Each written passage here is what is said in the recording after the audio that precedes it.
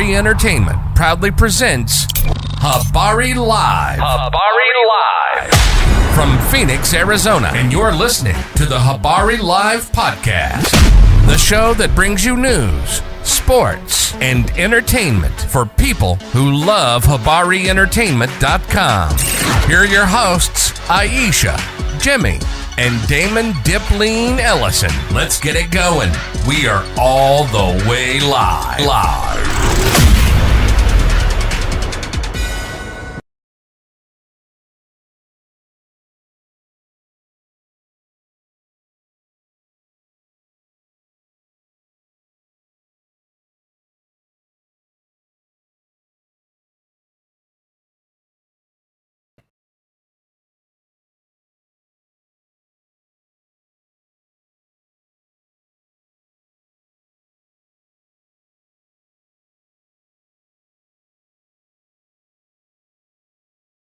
It wasn't muted down there.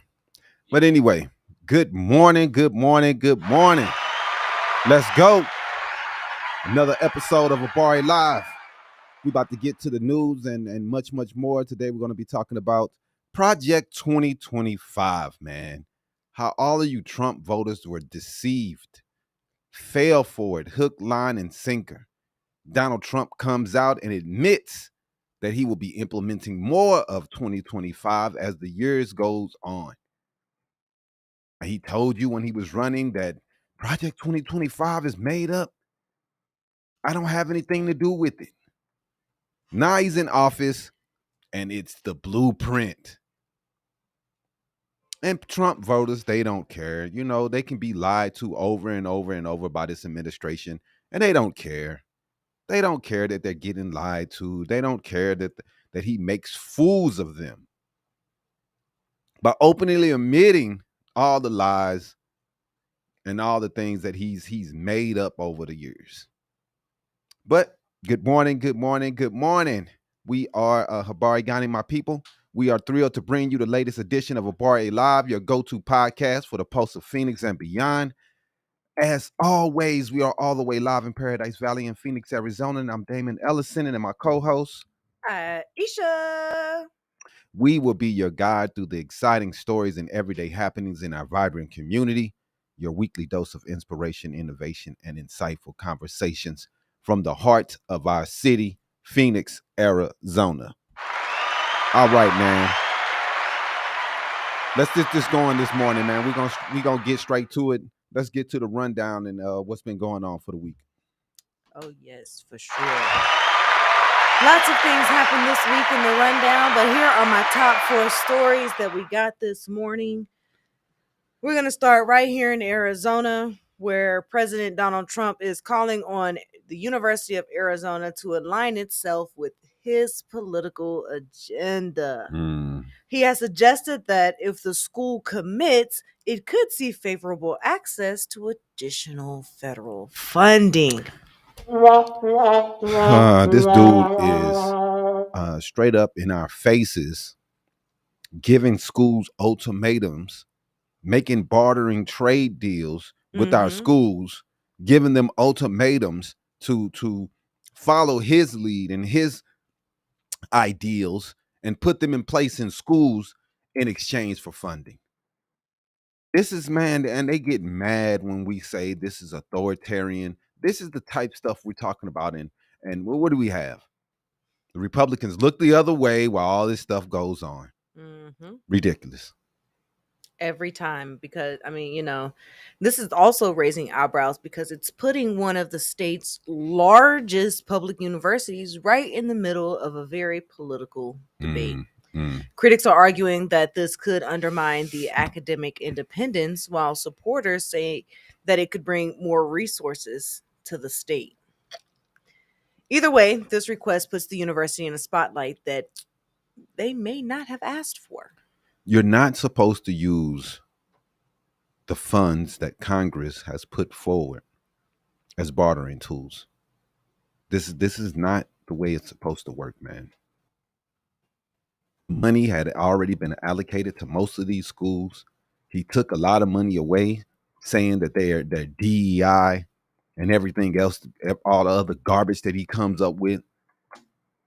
saying they're anti-Israel, so he takes away funds from schools. Right. It's ridiculous, man. And we're seeing this right in front of our face as this authoritarian regime does everything they can to make people bend the knee to them. Mm-hmm. What you got next? Next, we're going to talk about the entertainment world, where Disney has officially announced that they plan to phase out one of their major streaming services, Hulu. The company said that it will begin winding down operations and shifting content to its other platforms. This is yet another move in the streaming wars, where companies are constantly trying to consolidate, cut costs, and strengthen their core services. For subscribers, this means that you may need to double check where your favorite shows are moving and whether the cost of keeping it is going to rise. Yeah, man, this has been a big deal as the TV networks try to figure out what is the best way to move forward with streaming. We are seeing that, TV from antennas is the only reason it's alive pretty much today is football and sports. Mm-hmm. So streaming is the way to go. They're trying to make sure that they can consolidate all the streaming into one place where people can get everything that they want.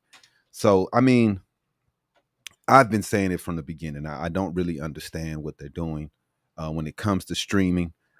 If you have ABC, everything that's on ABC should be in the streaming platform. Right. You paid for ABC streaming by paying for Disney. Why don't I get what's on the channel in my streaming package? That is so dumb that they are not putting everything that they have on their channel in the streams. Right. And even now we got NBC. They're going to be getting basketball, and they're going to have some games on streaming and some games on the regular antenna TV. Like, instead of having them both and having everything in both situations, in both applications, they can't figure these things out. So who gets screwed? The American people. We can't figure out where we want to watch things, when is going to be the time to watch, what's the best time it's going to be on. We don't know anymore.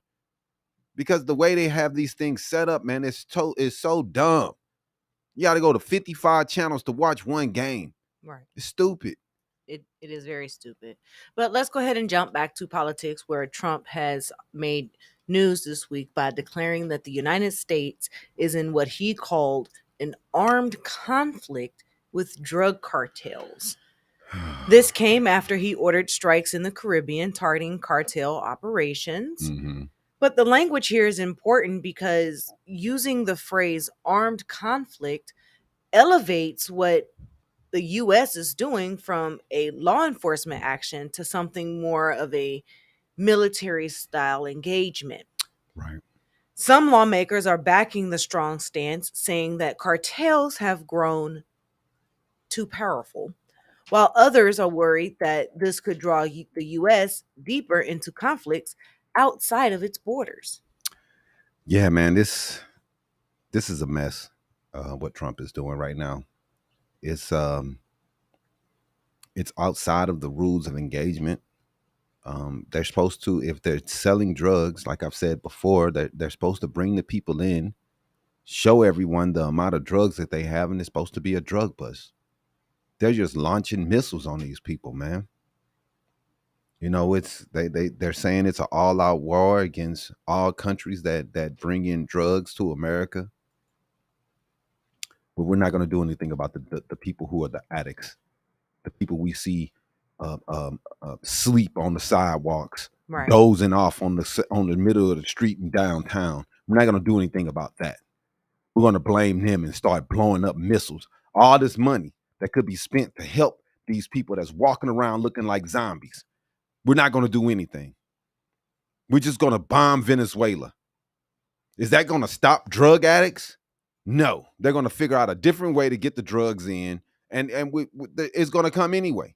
Mm-hmm. You got to help these people that need help getting off of these drugs. Just blowing up people is not going to solve the problem. At all. The problem is we have too many addicts in this country. Too many people that are Good afternoon, James. What's up with it? too many people that are on drugs. Our society has bent to the drug culture. People think this stuff is normal to pop all these pills and do all these drugs, man. This shit is not normal. You shouldn't be taking all these damn pills. They taking pills to go party. Then they falling asleep. Everybody dozing off. We saw a video of Birdman. He's doing a speech, talking to people in public. I forget exactly where he was talking. This dude dozes off in the middle of his speech. Like, I don't understand what, dude. It's the dumbest thing ever, man. And we have so many people that are doing these stupid drugs, dozing off, falling asleep. Radioactive. Wow. But yeah, man, we got people that it's insane. And we'd rather spend money blowing people up instead of doing something to try to help the poor people that are addicted to drugs in our community, man. It's a sad day. And this is the way we've handled it for years, since the drug war has started. They want to go after the drug dealers and blame them and say it's all their fault when all these people are addicts. What are we going to do to keep these people and keep the culture of drugs from getting to our kids? Right. Even, I mean, it's something that we need to change the way things are done in America. Why are people so quick to go to all these drugs and think that it's going to be a way to get help instead of trying to get help for real? Maybe because healthcare is too unaffordable. Right on, Pascal. We appreciate you. So, what else you got? Lastly, music mogul Sean Diddy Combs has been sentenced to 50 months in prison. This follows the long legal battle that has been closely watched in the entertainment industry, and the sentencing marks a dramatic fall for a man who was once one of the biggest names in music, fashion, and business. For years, Combs built an empire and influenced culture across multiple industries. And now his career and his legacy will likely be remembered very differently. Now, we all know that he has been in prison for a full year since September of 2024. With his sentencing of 50 months, he does get time served for the year that he has already been in jail. Okay. Or prison. So, I mean, most people are saying that he'll probably mostly see about 2 years that he'll do. If he's in there and he's chilling, he get good time. Good behavior. He might see even less than that. So it should be a win for him because of the circumstances that they tried to put the man away for 30 years. I always thought this case.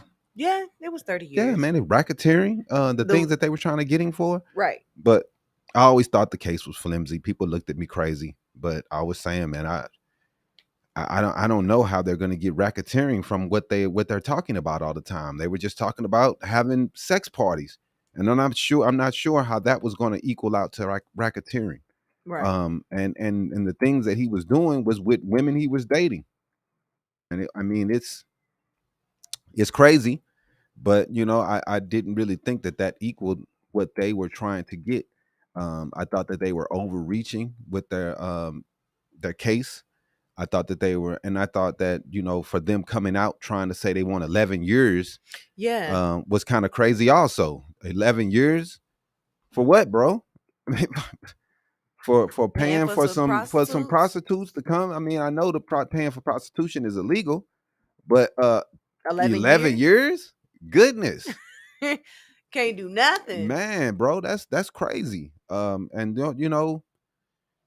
it's not a situation where someone was being raped or anything. Everybody was consensual, and this was what was happening. We all may not agree with what they were doing, but that was their business. Right. So, I mean, he got railroaded. But this is what happens when you try to use heavy-handed tactics to punk people, and you make people feel the certain way, and the way Diddy was feeling like he was a gangster or whatever he thought he was. It doesn't pay off in the end, man. I kind of feel like he thought he was untouchable. Yeah, in a man. sense. You get to a point where people think they're above the law. Yeah, and I think that's kind of how he was looking at himself in the music or entertainment industry. But we'll see how it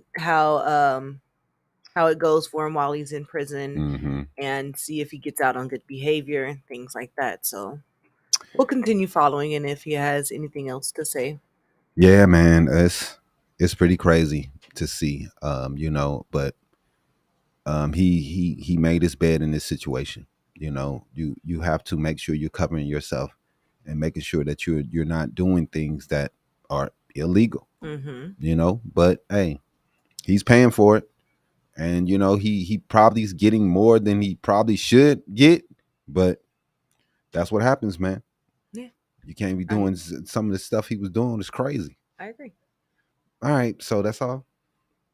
Yeah, so I know 50 Cent is celebrating 50 months. Oh, you know it. He's been he probably finna come out with a whole new album. A loud a person that is against Diddy and against everything he does, and I think it has to do with his wife. We saw 50's wife, ex-wife, up there talking about she was in the sex parties.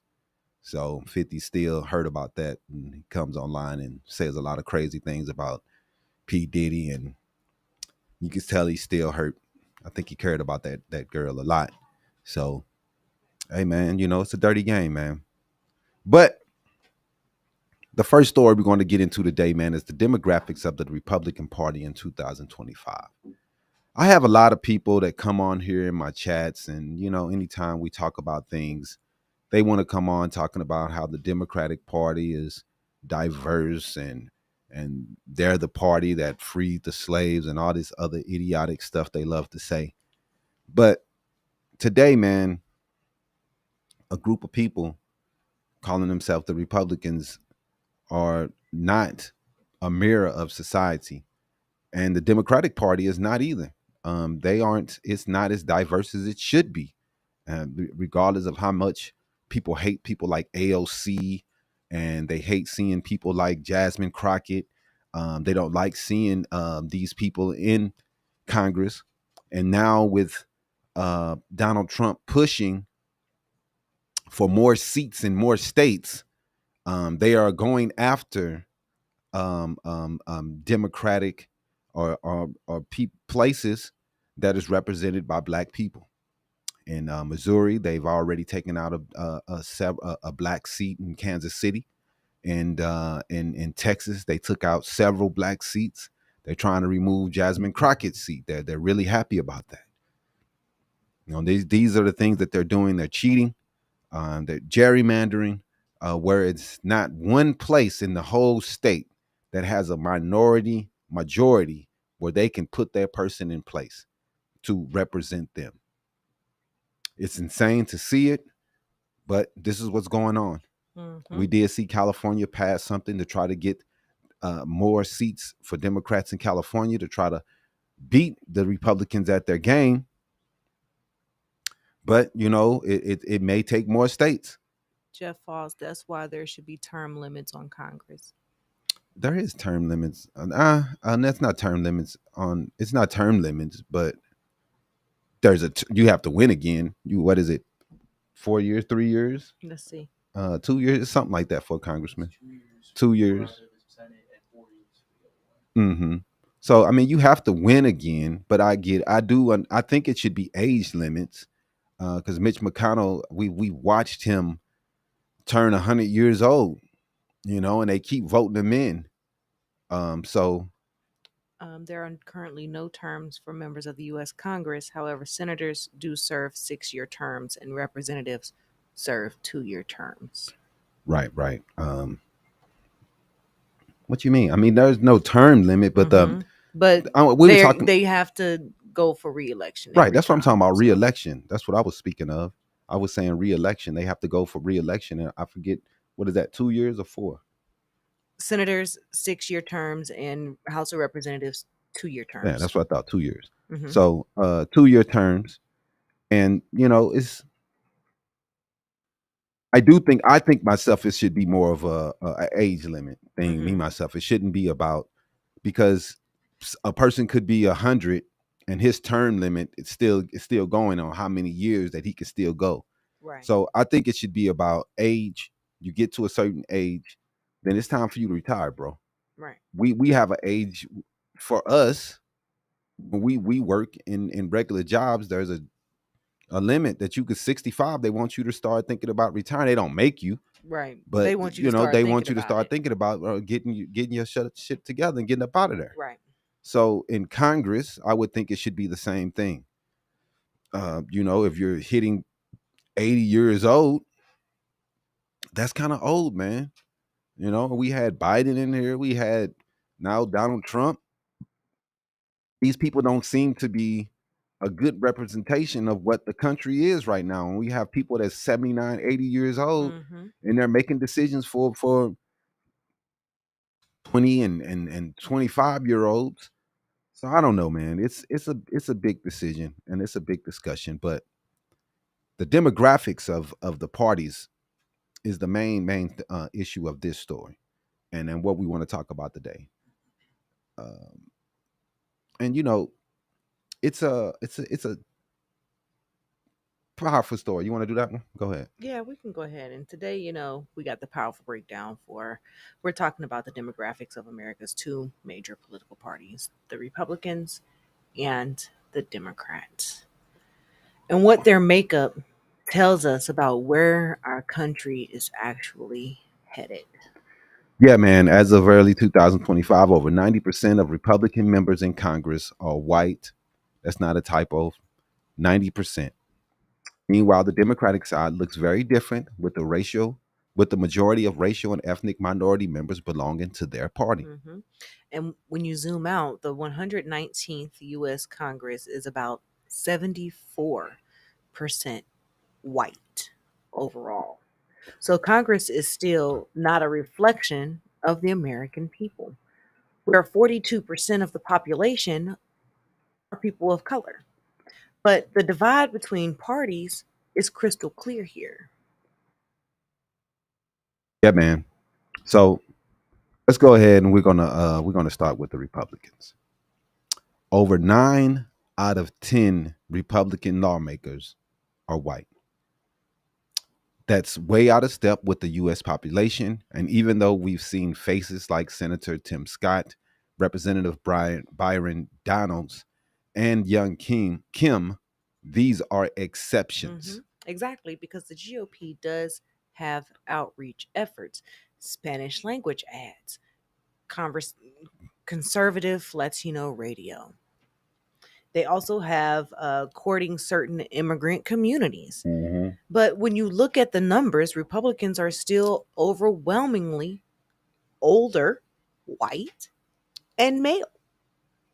It looks like the 1980s, but it ain't. This is 2025.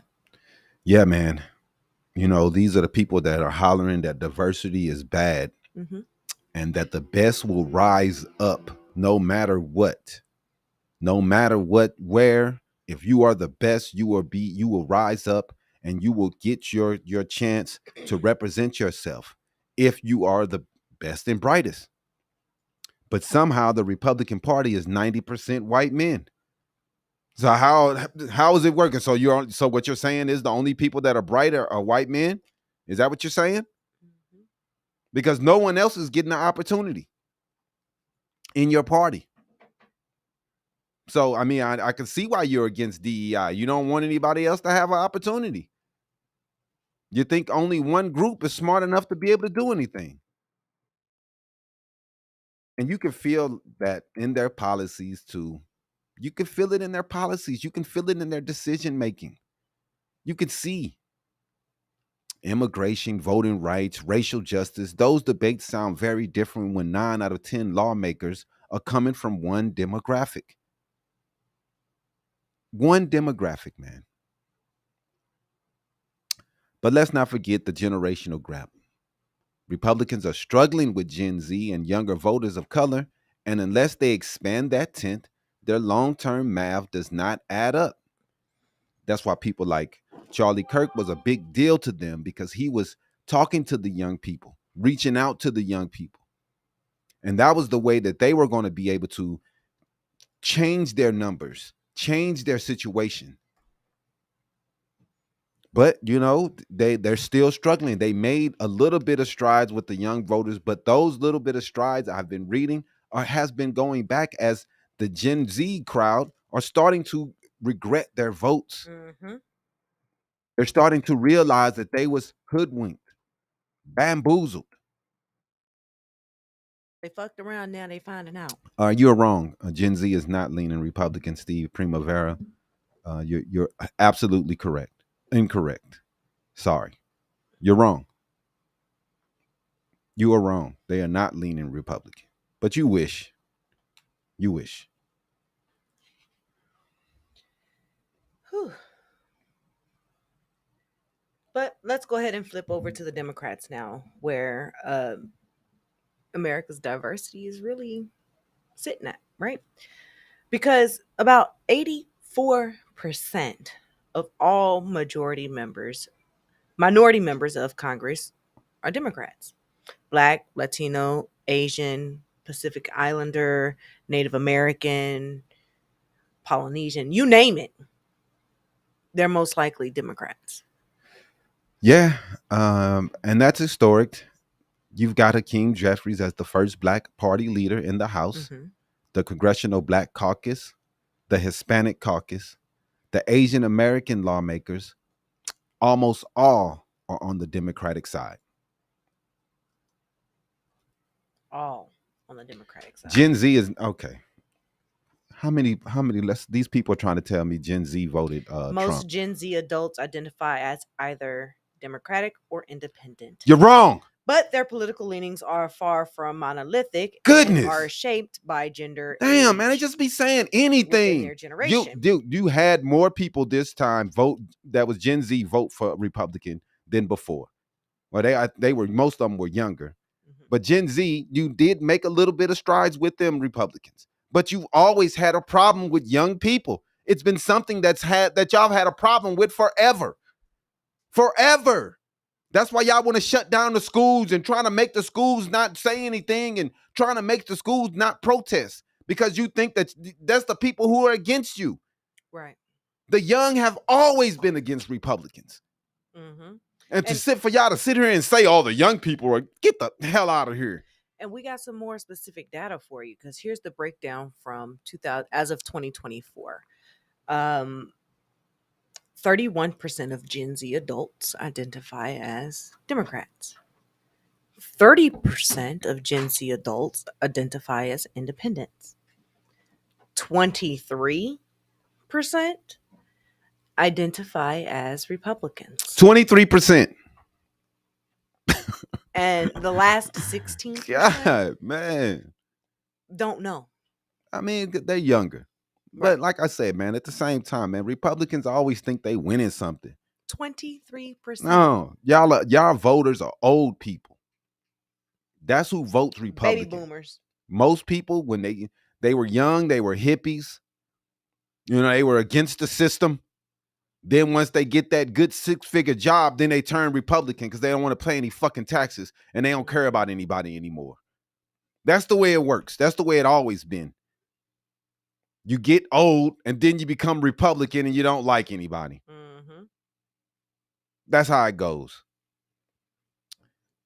50, man, dog. You need to read your stuff, man. Straight up.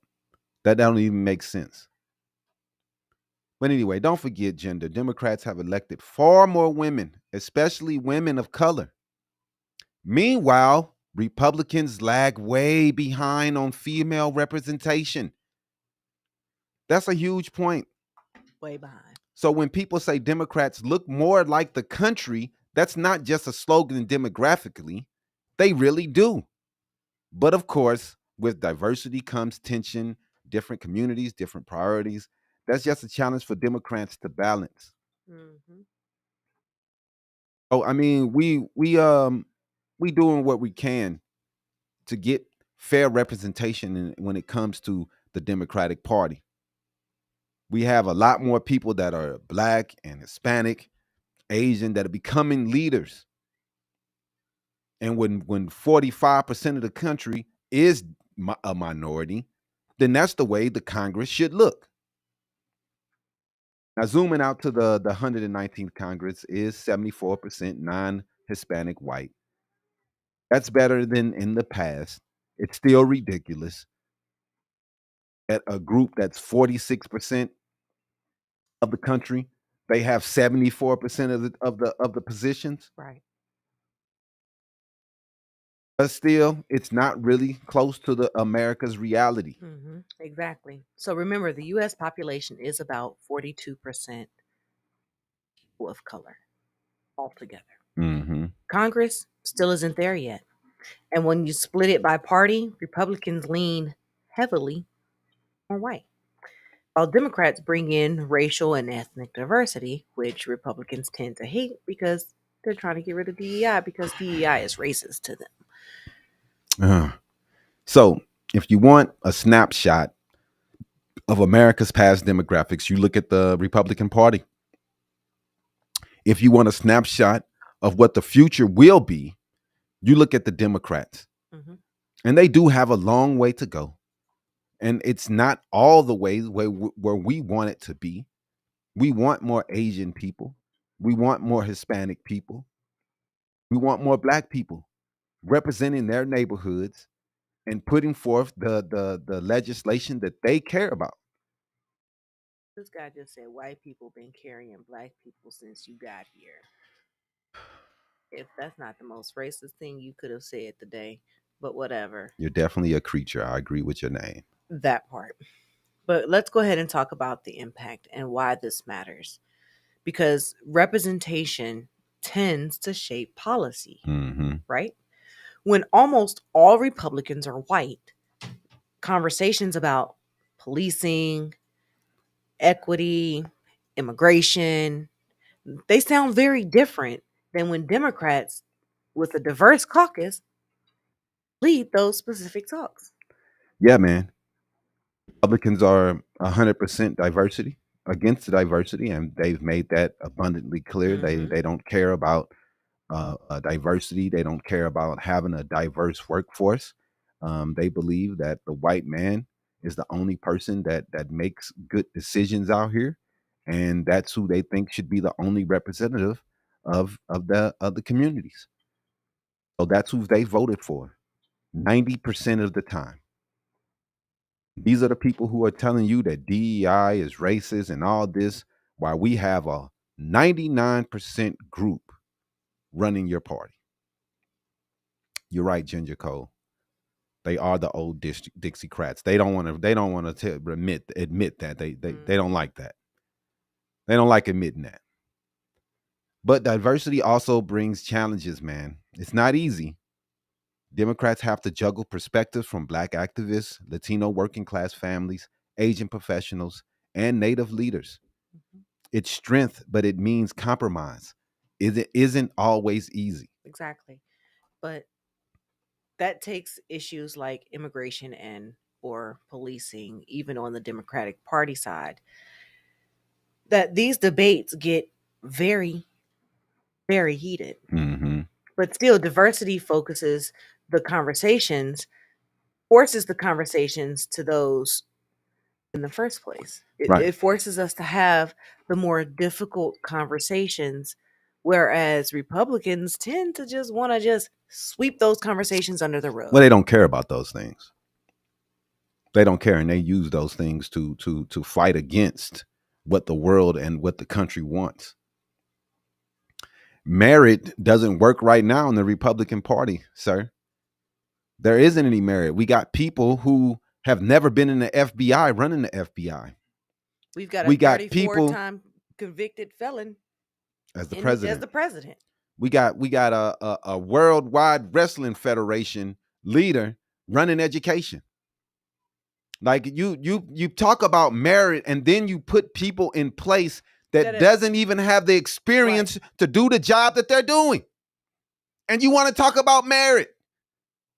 Dog, if y'all don't stop it, it can't be merit. You can't tell me that the only people that can represent an area is a white man.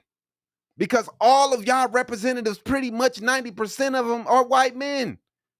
I mean, what you gonna tell me that's merit? Mm-hmm. How is it merit that only one group gets all the representation? They get all the power. Please tell me. Like, it doesn't make any sense. You're not going to tell me that only these people are smart enough to get these jobs. And that's what y'all openly say. Try to down the IQ and the intelligence of the black people and all this stuff. For real, a dude who has no medical background, no history in medicine, is running health and human services. He's running the whole department when it comes to health. Are you kidding me? Merit? Man, if y'all don't shut up, man, about some merit, man, merit it's always been a good old boy. Nepotism. It's nothing but nepotism. It's always been nepotism. Who do you know and who's your family? That's how you get jobs in America. In most situations. Most of the people I work with, they all got their job because their mom worked there, their dad used to work there, their uncle worked there, their brother worked there. Somebody in their family. It's been that way. And you're going to sit there and tell me merit? The hell out of here. Y'all live in a fallacy. Y'all live in a fantasy land. And it's all lies made up to try to down black people and people of color. So we're looking forward at the Republican Party. Either they keep leaning the way they're leaning on a shrinking base of older white voters, or they adapt to some diversity. Some GOP strategists say they don't need huge numbers of minority voters, just a slice to stay competitive in swing states. Meanwhile, the Democrats take their coalition for granted. Representation is one thing, but delivering on policies is another. Mm-hmm. If communities of color or young voters feel ignored, turn out false. And that's a risk that Democrats really just can't afford. Democrats have dropped the ball several times throughout history, man. Over the last 30 years, they've dropped the ball plenty of times, where they have a coalition of black and brown and Asian voters, and they don't get things done that need to be done to try to help the communities that are voting for them. Exactly, Sherry. Immigrants built this country while white people just slap their names on everything. Man, that's real. That's all they did. Mm-hmm. While the people who worked hard, broke their backs, get no love and told that they need to go back to their country. Right. While they worked tirelessly building the railroad system, the Asians build the railroad system. Mm-hmm. The black people who build all the homes, build the roads. Yep. A good old all the White things. House that Mr. Orange is sitting in, built by slaves. Right. Black folk. The whole city, the city of Washington, D.C. The whole city. They built that. But they don't get no love. We built this. Nah, man. You made the plans. Other people built it. And remember, by the 2040s America, and maybe even earlier, the way things are going, mm-hmm. America is projected to be a majority minority country. That demographic reality is coming. And I know that the Charlie Kirk white nationalist replacement theory is really scared because of this. And this is the reason why that theory was born. Yep. As these people sit around looking at the demographics change, and they're scared. They have openly admitted it. They will do whatever they can to make sure that don't happen. So if they got to kick out little kids, that's why they little birthed Mexicans, Project 2025. Yeah, man. I mean, it's the whole plan. So they're going to have, and they can keep on going with this plan, but it's going to be a lot of problems in the future for the Republican Party. So here's the bottom line.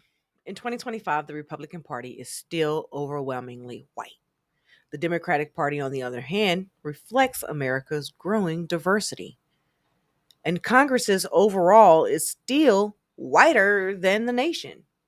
But that gap is slowly closing, thanks almost entirely to Democrats. Tucson, they just brought in a lady, Spanish, Mexican, coming in and doing her thing, man. And they don't want to get her voted in. They've put Congress on a hiatus, so she won't get her vote because she might be the 218th. They refusing to vote her in. Right, because she might be the 218th signee to get the Epstein files released. Which she said she's gonna be that person. So MAGA Mike, what does he do? We're going on vacation again. What does Trump do? We're going to shut down the government. That's what they're doing. They're trying to. And what did he say? He's outwardly said he's going to put as much hurt on American people as he can. Yep. This is the guy that y'all are fawning at the mouth about. This guy is a piece of shit, man. This isn't just about numbers. It's about power and whose voices are shaping America's future, man. Republicans still look like yesterday. They still look like a good old Klan rally over there. Almost 100% white. Democrats are a little closer to what today needs to be, but they got a lot of work to do also. Both parties have decisions to make about how they're going to move forward and how they're going to try to get more people to come out and vote. Now, we saw that the Republicans did make strides with black men this vote, which was ridiculous. They also made strides with the Latino party. Latinos, they came out and voted for Republican in droves. Now, they still don't have the majority, but they made little strides that was able to get Trump into office. Because a lot of people fell for the disgusting talk about women and the way they down minorities. A lot of people are loving this stuff. You see the Myron Gaines and all these people talking bad about women and minorities, and these people are doing everything they can they love it. Their hate for women is making them make decisions to want to be a Republican. They're weird bunch, man. But we're gonna see what they do, man. We're gonna keep you guys updated, man, on everything that goes on this, and we'll see what happens next year. We hope, even though that the Republicans are doing everything that they can to take away minority representation, we hope that we get more representation because they're gambling. You know, they're putting the little minorities in this area just to and taking them away their power so it's not consolidated to one area. And they're hoping that will be able to take away their votes by putting them in mostly white areas.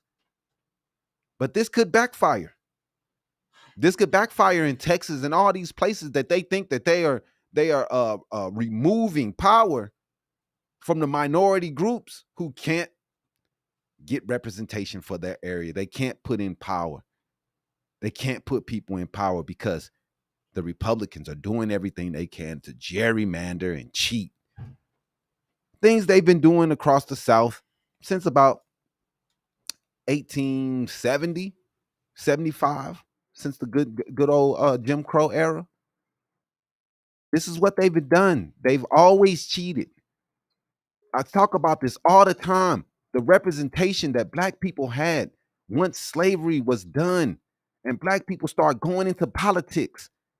We had so much representation in the South. And what happened?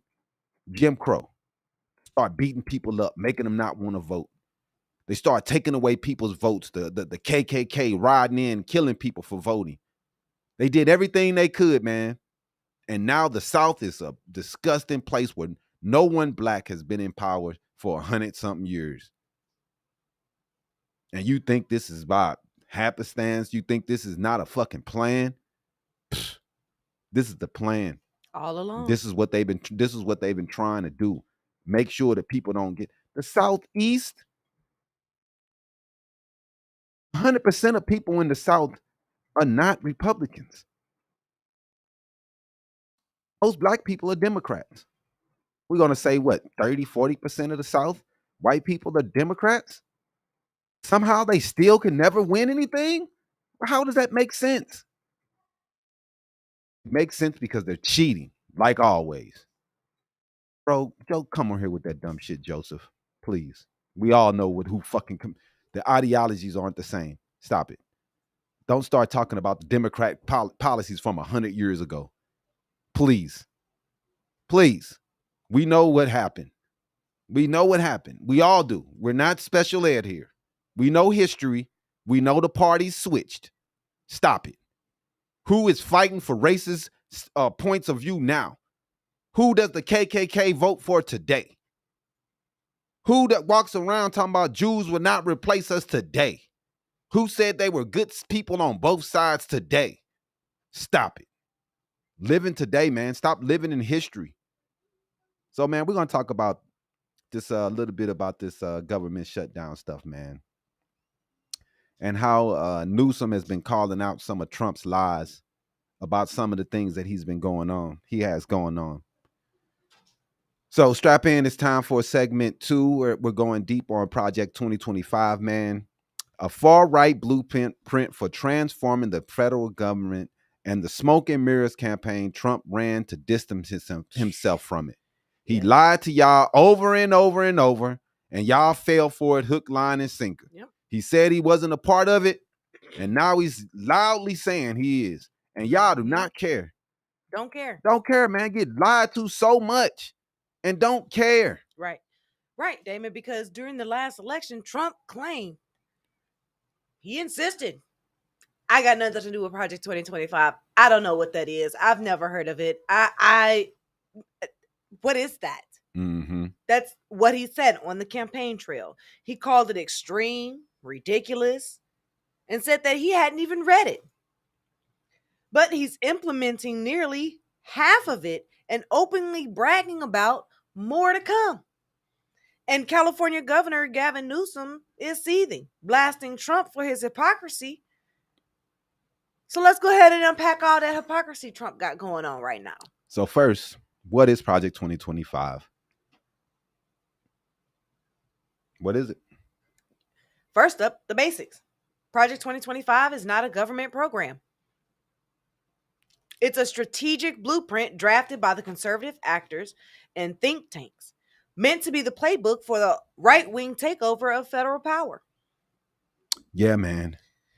The lead architect, the Heritage Foundation, which published it in April of 2023 under the title Mandate for Leadership, The Conservative Promise. It wasn't made in a vacuum. Over 140 former Trump staffers and conservative operatives contributed to Project 2025.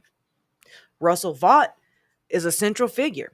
He served as OMB director in Trump's first term and is deeply connected to Project 2025 and its authors.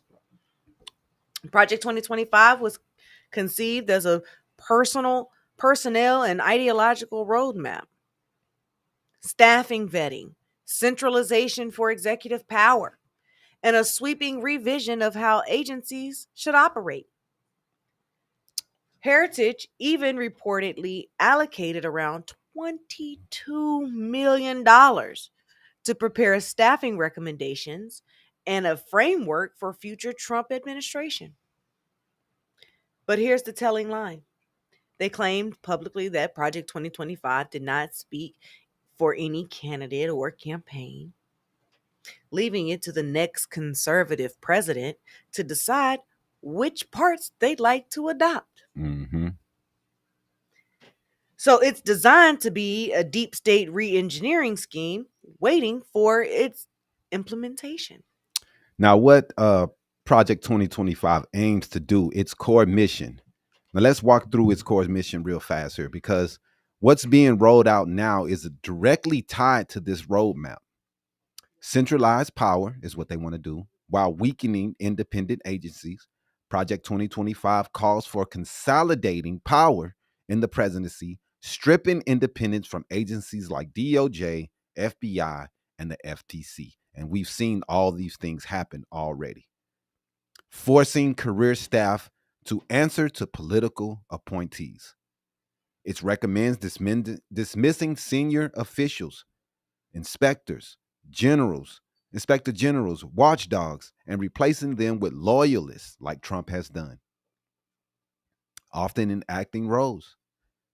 Massive downsizing of the federal workforce. They envision large-scale firings, hiring freezes, especially for career civil servants, and vetting everyone's loyalty. The idea is to break the bureaucracy to the presidential will. They want to defund or eliminate democratic agencies and programs, cut or eliminate agencies that Project 2025 considers partisan or liberal leaning, push back on environmental agencies like DEI, diversity, equity, and inclusion programs, education programs and social safety nets, America's civil liberties unions.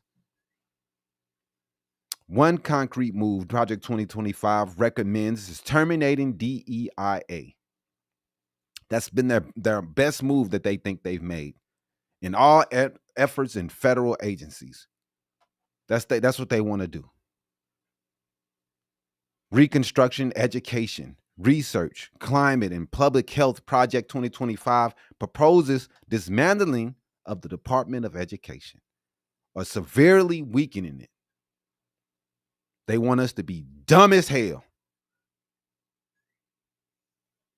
And then to see the people say what are you talking about, Idaho Life? This is all they're doing. This is their playbook. They want to shift control of programs like Title I, freezing or cutting funding for climate research, or limit grant programs. It also seeks to shift federal research priorities to align with its ideological visions, deprioritizing climate and social science. Immigration Border Enforcement and National Security Project 2025 chapters propose militarizing border enforcement, using agents to suppress illegal crossings, and assigning military roles to immigration enforcement. We've seen this in play already. It also includes more aggressive prosecution of illegal actors and stricter federal oversight over states. This is disgusting stuff, man, and it's their playbook. In short, it's a sweeping plan to remake the federal government, concentrating on power, eliminating dissent, slashing social programs, and making personnel a primary lever of control. Trump's campaign denial and what we're seeing now, we're seeing it, man. He denied it and denied it and denied it. He lied to you, motherfucker. He lied. Back in the day, a lie meant you were losing. I remember George Bush he said clearly, read my lips. No new taxes. That dude put them taxes in. They got that dude out of office so fast. Y'all couldn't lying, man. Vote him out. Man, lying used to mean something back in the day. People had more morals than they did today. You people are cult activists. Cult 45. That's what y'all in, man. Yep. But that's exactly where the lie enters here, because during the 2024 campaign, Trump repeatedly claimed that he had nothing to do with Project 2025. He distanced himself, calling its proposals ridiculous, even saying that they were abysmal, and saying that he had no intentions on reading it. But guess what? Many of the policies that he's pushing aligns stunningly with Project 2025's blueprint. For example, one of his first executive moves was a hiring freeze for federal civilian employees, matching Project 2025's recommendations. He's already moved to dismantle DEIA programs with Executive Order 14151, ending DEI activities in federal departments. He's canceled billions of dollars in clean energy funding in Democratic-leaning states. which equals about $7.6 to $8 billion worth of climate change and energy projects, have been also targeted. Mm-hmm. Many of his early executive orders also echo language from Project 2025's documents. Analysts and watchdogs are closely tracking this, and the Center for Progressive Reform is maintaining a Project 2025 executive action tracker across 20 federal agencies. That's according to the Center for Progressive Reform. Mm-hmm. But by some estimates, Trump has already enacted more than 40% of the project's proposal in just his first 9 months back in office. 40% of Project 2025 and he said he has already been nothing to implemented. do with it. That's crazy. That's abysmal. That's It's ridiculous. crazy. I don't intend to read it. I don't know what that is. Man, lied to y'all face. And you fail for it. They don't mind being lied to. They like being lied to. They like that Eminem song, Lie to Me. They love it. Weirdos. And the news outlets show that many of his policy moves closely do align with Project 2025's playbook.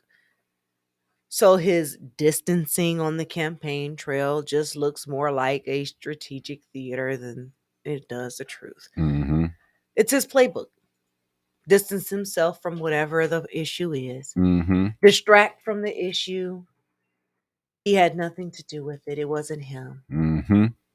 I haven't been friends with Epstein in over 10 years. The biggest liar ever, man. Never We're seen going to so many release the lies. files when I get back in the office. Right. Now, here's the turning point. Trump is now openly bragging about embracing Project 2025. Now it's all good. Now he in office. Now he can brag about it.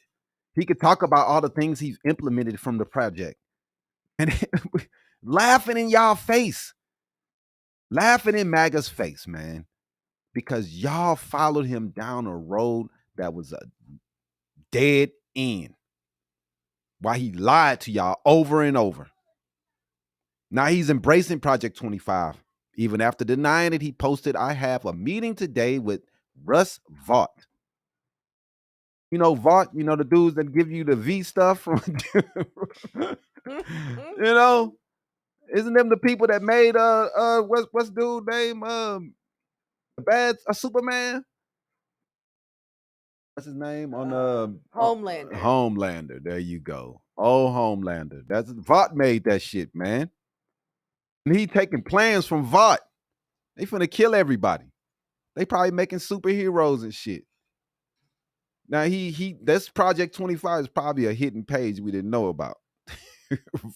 So Project 25, you know, this dude Vought, you know, he's gained a lot of fame from Project 2025 to determine which of the many Democratic agencies they want to cut, whether temporary or permanent. His team and various trackers are claiming he's implemented 48% of Project 2025's blueprint already. But Gavin Newsom office didn't let that shit slide. The governor fired back on social media. Trump tried to distance himself from Project 2025 9 months ago. And he has already put 48% into action. He's put 48% into action. And now with his shutdown, he's all in, embracing the plan's disastrous cuts and divisive policies. Newsom further slammed Trump's cuts to clean energy in blue states, and just blue states. You know, he likes to go and just punish blue states. That's his thing. As proof, he's following the project's agenda. So Newsom is framing it as hypocrisy, louder claims of distancing during the campaign, darker actions in governance. It's crazy. Yeah, it is. So what's actually been implemented here? What's at stake? Let's go ahead and break that down for you. What's actually happening on the ground? What's been implemented so far? The key moves that have already been put in motion: DEIA/DEI cutbacks, Trump's executive order 14151 mandated termination for DEIA activities in federal departments, Clean energy and climate funding slashes. Between $7.6 and $8 billion in green energy projects have been canceled in 16 states, mostly Democratic. Mm-mm. Freezing or canceling infrastructures or grant funding. Some funds for states and cities are being withheld or frozen, especially those that have DEI language or those from blue states. Personnel purged from firings. Moves are in motion to fire many of the federal workers, including attempts to remove inspectors general's watchdog roles. Mm-hmm. Critics call this blatantly illegal in some cases. Agencies are also under a threat, where Trump is reportedly determining which Democrat agencies he's going to cut or restructure permanently or temporarily. Alignment of his executive orders. Many of Trump's early executive orders broadly mirror language and perceptions from Project 2025. But here's the risks. Democratic institutions are weakened because of oversight, the IG and its watchdogs, plus consolidation of power, risks, and determining checks and balances, erosion of civil services and competence. If civil servants are purged and or replaced by ideological loyalists, institutional knowledge and stability we're gonna suffer. Right. Cuts to climate change and the public health. Funding cuts hit states and vulnerable communities and scientific research. Many policies are being weaponized against blue states, targeting their funding and their projects. And many of these moves are legally vulnerable.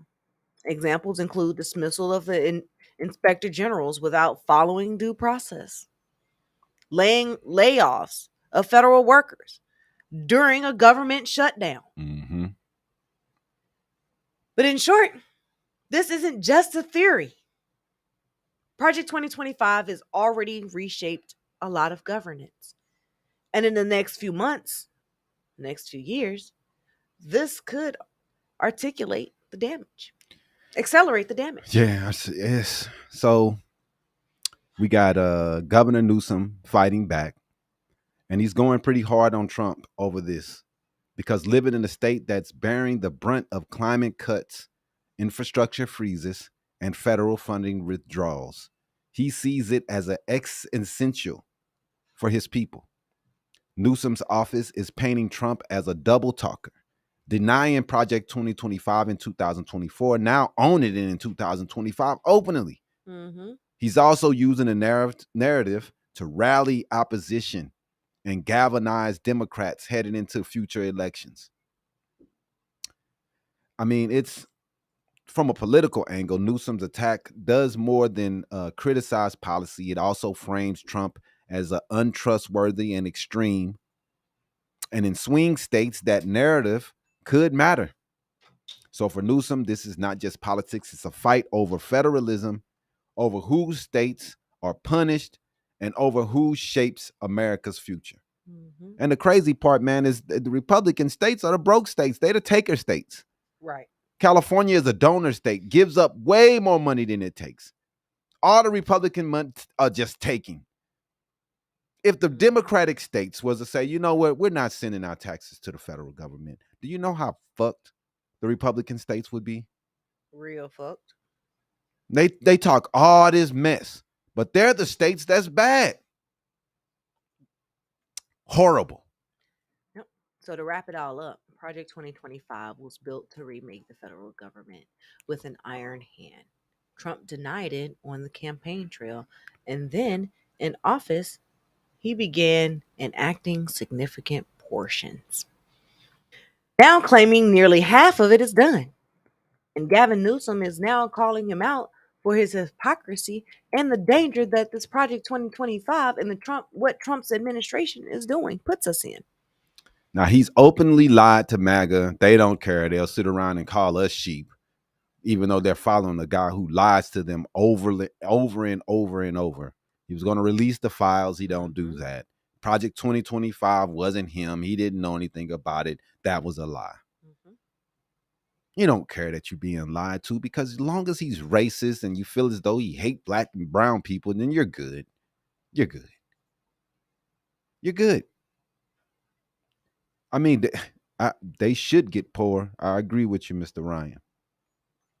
This is more than a policy agenda. It's a test of how far one administration can push us toward the authoritarian centralization. And whether we let it stand or push back will define our democracy for years to come. Mm-hmm. Now, we've watched a lot of people bend the knee to this dude. Apple just released their app that tracks ICE. They got rid of it. Yep. You already know the president was all over him. YouTube just gave this man $23 million. Everybody's just bending the knee, man. Giving this man money. And it's crazy to see all these people just bend their knees and just give up. I don't understand it, man. We're going to stay on top of this, man, and we'll see what else is implemented from Project 2025. We'll keep you guys updated on what else is he puts in, because right now it's 48% has already been put in place. And we'll see what happens as they change other things and try to figure out what else they want to put in from this horrible, horrible Project 2025. Now let's get into the clips, man. We're going to talk about a couple different stories today. Oh, man, that's right. I'm going to talk about the shutdown real fast. Segment 3, we've laid the groundwork. Demographics, we've talked about that. Project 2025, we talked about that. Now we're going to shift into the government shutdown and how did we get here? What's the breakdown of blame? What's getting shuttered? And what survives? And who gets hurt? For sure. This is the fight that is playing out in real time. The shutdown is not accidental, for those of you that don't know. It's accumulation of political strategy, budget fights, and brinkmanship, if you're going to be honest. So let's go ahead and walk through the timeline and its key players. Right. The shutdown happens when Congress fails to pass the appropriations bill, or a stopgap funding measure to keep federal agencies operating into the new fiscal year. October 1st is the deadline at 2:01 a.m. 12:01 a.m. If funding hasn't been secured, many federal programs must stop, in which they did. Some services are considered essential or accepted and continue. Which services, you may ask? National security, air traffic control, Medicare and Medicaid. But many others are furloughed or suspended. Stuff. Saw my cousin say the other day that she was furloughed. I think she works for the government. I didn't say, I didn't ask her what position she does, but she immediately said she was furloughed. So it's going to be tough for her to feed her family, pay her bills, because of this stupid government shutdown. Cool. Jerry. So in practice, millions of federal workers may be furloughed or forced to work without pay, and numerous public programs and services get delayed or shut down. Yep. The political and budget context of this. Let's go ahead and zoom out. The 2025 shutdown isn't random. It's layered on existing fights over spending levels, cuts, healthcare subsidies, and the role of federal agencies. Earlier in 2025, the White House's Office of Management and Budget instructed agencies to prepare employee layoff plans should a funding lapse occur. And Congress has been deeply divided on the proposals, where Republicans have pushed a clean short-term funding bill with minimal conditions, while Democrats have insisted on maintaining high healthcare tax credits, Medicare protections, and resisting deep cuts to social and environmental programs. Senate votes have already failed, in which the GOP plan couldn't reach the 60 votes they needed to move forward. Again, they only needed to get along with 8 Democrats. Less than 10 people, and they couldn't do it. Yeah, man. And, we've heard over and over Republicans in the past say that the people in charge have to take the credit or the burden for causing the government shutdowns. We heard it out of Trump's own mouth say that the president, should be able to get people together, and he's responsible for the government shutdowns. But now, all of a sudden, it's not his fault. It's somebody else. It's the Democrats. He's done a horrible job of negotiating. When you have a Congress and you know you need a certain amount of votes, you should be talking to the people that you need to talk to be able to get the stuff passed. They don't want to talk to anybody. He wouldn't talk to anyone. So the day comes and the votes come, Democrats aren't with it. You're supposed to talk to them. You're supposed to speak with those people. That's what you're supposed to do. You're supposed to meet up with them. The fact that you as a president can't meet with the Democrats and come to bring everyone together shows that your leadership is horrid. You're not a great leader. Yeah, man. They shut it down for those Epstein files. They didn't want her to sign that. She would be the 218th person to sign to release the Epstein files, and they don't want that either.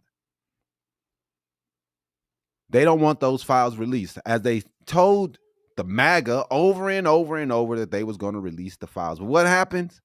They don't release anything, and you idiots still hollering, Trump, Trump. Man, y'all saw dude Cash Patel. Man, that dude, man, dog, I don't know how, man, you should be embarrassed to vote for that. You should be embarrassed for yourself and for anyone that you represent, because that dude he is not up for the job. He should not be there.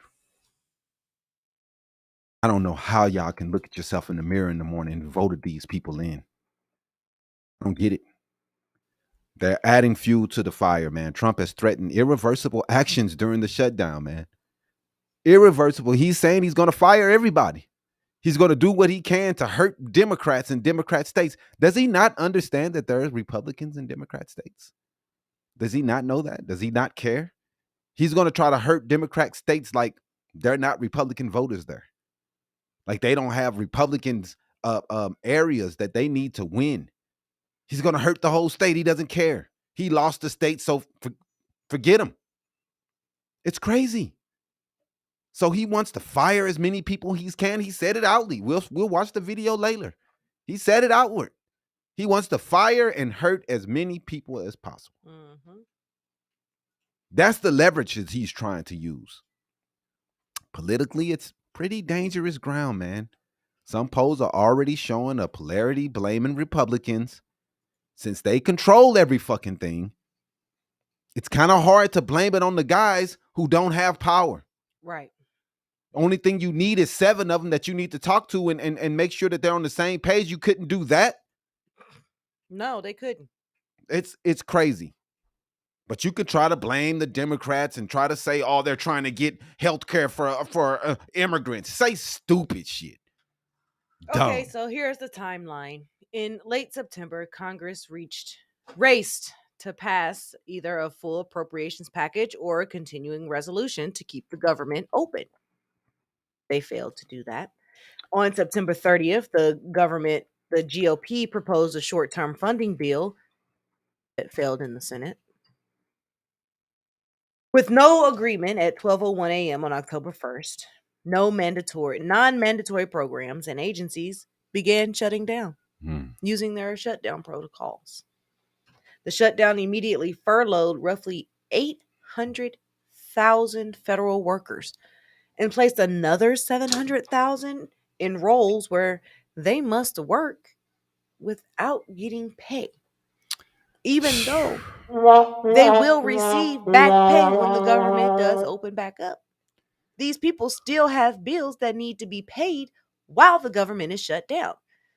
Let's not forget that in Trump's last term, when the government shut down, we were shut down for 35 days. The longest shutdown in history because of this dude. That means people go a whole month without paying their bills. Some of them may face evictions. But y'all don't care about that, do you? And the health care that people are about to lose. That's what Democrats are fighting for. They're trying to fight to keep the ACA going. If they cut the ACA, you idiots, we're all going to be hurt. Our insurance policies are going to go up.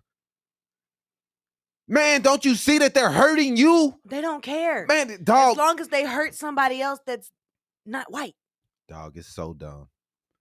We are about to watch our healthcare premiums skyrocket.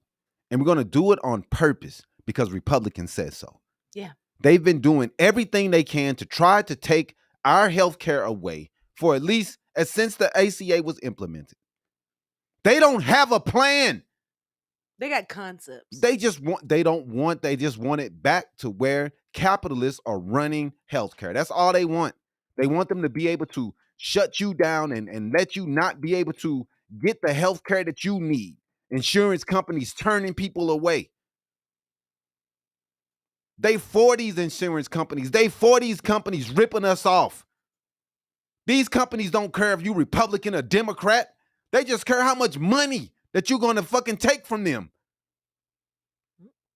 ACA was a great law. And you have to be an idiot to think that it was bad.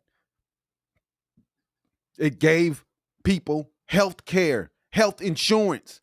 The more people in the health insurance game, the lower our premiums will be. Our premiums were skyrocketing before the ACA was put in place. Do they not understand that the healthier people are, the more people you have in the workforce? Dude, if you're healthy, you can work. If you're having to take significant amounts of time off work for health conditions, you're not working. Dog, Obamacare, how did it make it for their companies' profits doubled, you dumbass? You do know it that stopped Obamacare the premiums from going up. ACA. Man, dog, I swear y'all people don't read nothing. We've had low premiums. The premiums have stopped skyrocketing because of the ACA or Obamacare, whatever the hell you want to call it. It stopped the premiums. We had a problem of the premiums going up, skyrocketing. It stopped that. So the prices have plateaued over the last 10 years. And y'all want it back to the way it was? Like, what the hell? That man Obama saved the healthcare system in the first fucking place. So some agencies like NIH, CDC, and many public health programs are partially or fully shut down now. Meanwhile, core services like Social Security, Medicare, and National Defense continue, but may face strains. Mm-hmm. And the shutdown's ripple effects are immediate and painful Mm-hmm. for most. Federal workers are being furloughed. They're losing their paychecks. They face financial stress. And others have to show up to work without pay. Research projects, grant programs, inspections, and oversight get delayed and sometimes even halted. The analysts estimate that the U.S. could lose $15 billion in GDP per week during the shutdown. $15 billion loss for the U.S. per week.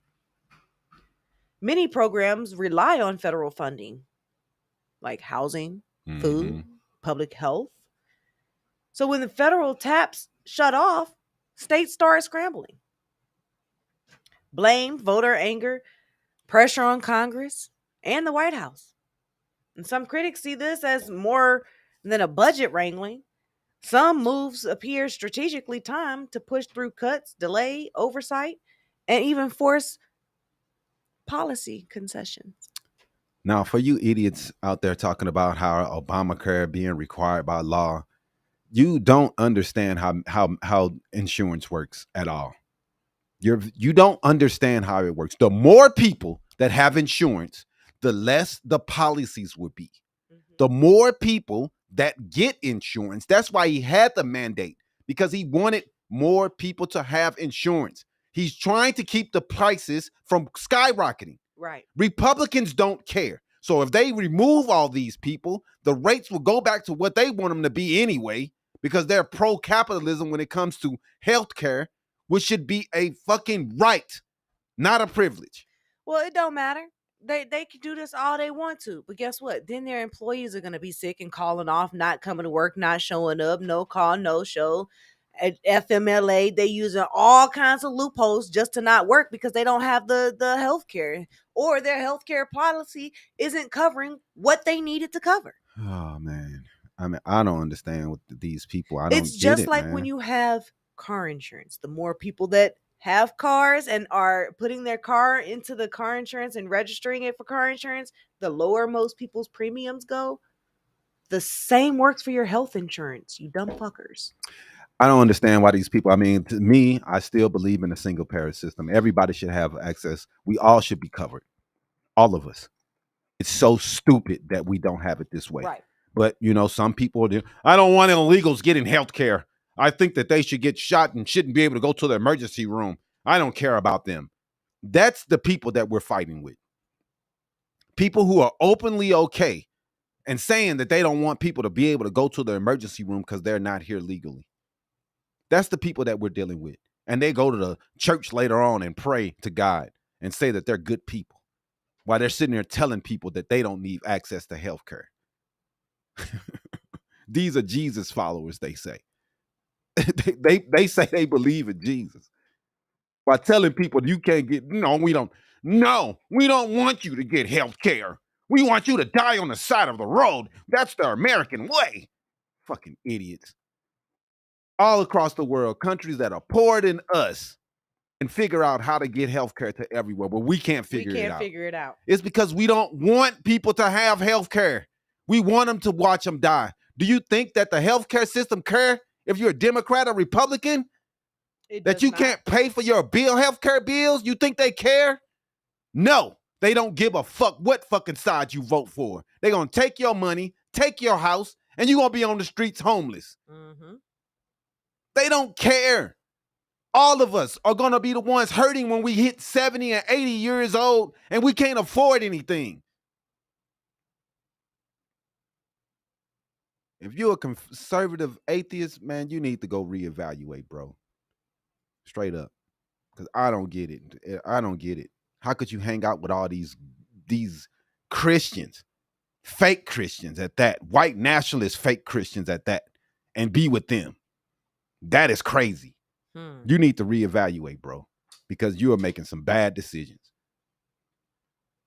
Remember, the federal laws requires that employees and military personnel still ultimately receive back pay after a shutdown ends. Mm-hmm. So they won't get paid the time that the government is shut down, but once it's done, they will get back pay. Right. But that doesn't erase the months of uncertainty, missed rent, or economic disruption. Those people are still going to lose their homes. They're still going to be kicked out. They're still going to have issues paying their rent. Right. But every shutdown becomes a messaging war. Who looks stringent? Who looks responsible? Already the White House is pointing fingers at the Democrats, saying that they rejected the clean CRs and won't negotiate. Democrats in turn argue that Republicans want to use a shutdown as leverage for extreme cuts to health care, social programs, and climate funding because they think climate change is a hoax. Oh, God. And public polls. They suggest that more Americans are blaming Republicans for the impasse. Governor Gavin Newsom also weighed in, accusing Trump of deliberately causing damage, stating that the shutdown will increase healthcare costs, harm food assistance, and leave people stranded. Joseph Barr, that's some crazy stuff to say. No, I don't think criminals should get free. So you think because a person committed a crime that they shouldn't get health care? I swear, man, man, dog, you people, dog, y'all are. They don't even believe that people who are in prison deserve to have health care while in prison. I don't know how y'all look at yourselves in the mirror in the mornings. Straight up, I don't get it. Y'all, man, dude, This is why healthcare should be a right and not these a people privilege. are okay with watching people suffer. They really are okay with that. They're okay. They can watch somebody bleed out in the middle of the street. Was he a criminal? Yeah, he had a criminal. Oh, forget him. He had a criminal history. We don't care how he dies or what happens to him. He committed a crime. You're standing on this moral high ground like you've never done anything wrong in your life. You just haven't been caught. Buck out of here, man. So the political stakes are very high, man. Not just programmatic ones. Whoever emerges with the narrative advantage may swing public opinion. And right now, looking at all the polls, they really do believe that it's the Republicans' fault that we are in this shutdown. But it's going to set up a battle for next year. We all know that's what it's going to accumulate to, the midterms of next year. And it's going to be a big battle. Mm-hmm. Yep. To close, this shutdown is not an accident. We've already established that. It stems from deep ideological fights over the budget, control, and policy. And now the cost is being felt in real people's lives. The federal workers who are vulnerable, the vulnerable communities, and also our economy. Yeah, so over the next days or weeks, hopefully it doesn't go that long, but the last time it was 35 days, and the way the Republicans are acting right now, and Trump doesn't even want to talk to the Democrats. Right. And the way they think they can just bully everybody and just push through whatever they want. That's not how you govern. You can't govern by bullying. It's not going to work. So I know they want to bully everybody and punk everybody and tell everybody they're going to do whatever they want to because they're in charge. It's not how it works. You need a certain amount of votes for certain things to get passed. Mm-hmm. So that means that you gotta need play along to be cool with some Democrats. That means that you need to be able to work across the aisles. And that is something that Republicans today absolutely refuse to do. As they sit around and call the left as enemies within and all this crazy crap, that is not going to get anything done. And we will sit at a standstill because these people want to make enemies out of people who are just trying to look out for their constituents. Mm-hmm. It's ridiculous, man. 35 days we saw last time. So people are prepared for it to be even longer this time. Yep. That's why they put proposals in place to go ahead and cover and help with the furloughs. Man. So like I said, over the next coming days or weeks, we'll watch who concedes, whether any clean stopgaps pass. I doubt it.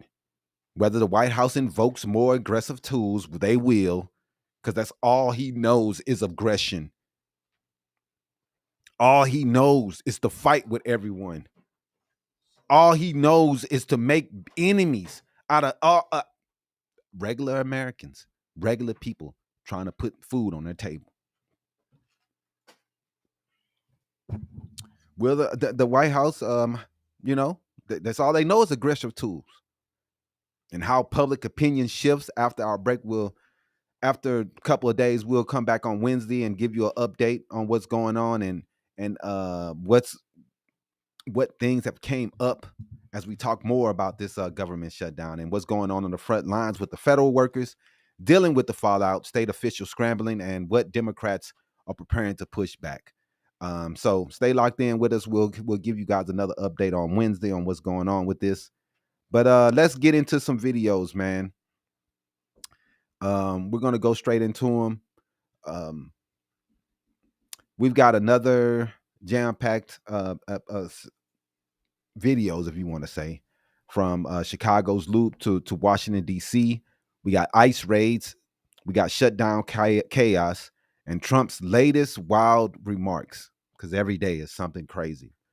So buckle in while we're covering it all. Of course. And, we're not going to sugarcoat anything for you guys either. No spin, no sugarcoating, just the truth, the receipts, and the videos so you can see coming straight from the source's mouth. Mm-hmm. So let's get straight to it. Chicago on edge. We start in Chicago, where troops have been spotted in the loop near Randolph and Columbus. Residents are reacting with shock and fear WGN spoke to locals. Here's what they had to say. Go ahead and run that video. The WGN.